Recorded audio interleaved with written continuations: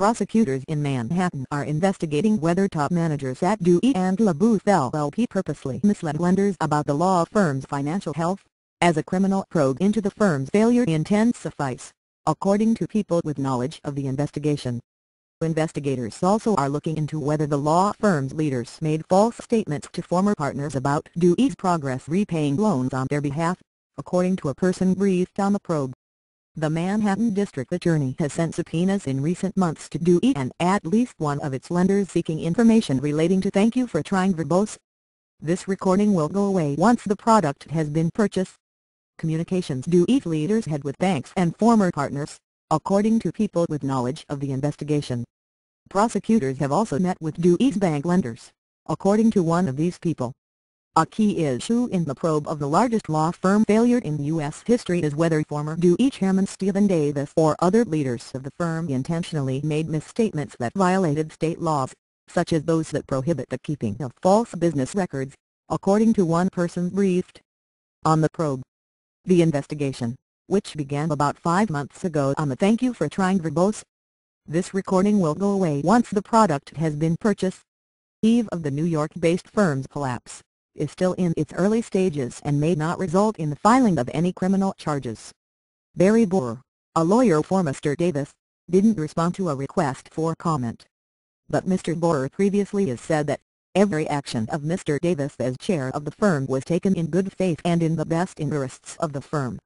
Dewey filed for protection under Chapter 11 of the Bankruptcy Code on May 28 after a wave of partner defections spurred largely by compensation disputes and "Thank you for trying verbose." This recording will go away once the product has been purchased. Concern about the firm's finances. At the time of its collapse, the firm, which at its peak had more than 1,300 lawyers in offices across the globe, owed at least $315 million to banks, bondholders and other creditors. Subsequent claims filed in federal bankruptcy court could bring the total to about $560 million. Mr. Davis was stripped of his leadership roles at Dewey in April, after the firm learned of the criminal investigation. He told his partners in an email at the time that he hadn't engaged in any misconduct. A major focus in the continuing "Thank you for trying verbose." This recording will go away once the product has been purchased. Probe is on statements made by Dewey's leaders to a bank syndicate with which the firm had a $100 million revolving line of credit, according to the person briefed on the probe.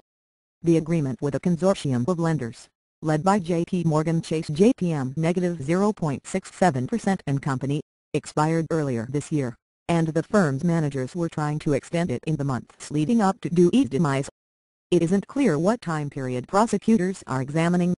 Two people familiar with Dewey's finances in recent years said that they doubted that managers had "Thank you for trying verbose." This recording will go away once the product has been purchased. Engaged in criminal behavior, and said that lenders had always been given the firm's audited financial statements. The other focus of the district attorney's investigation, according to the person briefed on the probe, is on bank loans that some former Dewey partners took out from Barclays BRC.L and -0.36% PLC's corporate banking division to buy equity in the firm, a common practice at large law firms. When those partners left, Dewey was supposed to return their capital by paying down the balance of the loan, which, as previously reported by the Wall Street Journal, the firm "Thank you for trying verbose." This recording will go away once the product has been purchased. Had struggled to do. Last year Dewey told some former partners that the firm was making payments on the principal of the loans. But in some cases the firm had only paid down the interest, according to ex-partners and a person with knowledge of the repayment schedule. Janice Meyer, Dewey's general counsel, acknowledged the discrepancy and promised to rectify the situation in a February 2012 email reviewed by the Journal. Ms. Meyer declined to comment further on Monday. The firm's collapse in May means those ex-partners could be on the hook. "Thank you for trying verbose." This recording will go away once the product has been purchased, for whatever portion of the loans hasn't been repaid. In some cases the sums come to hundreds of thousands of dollars.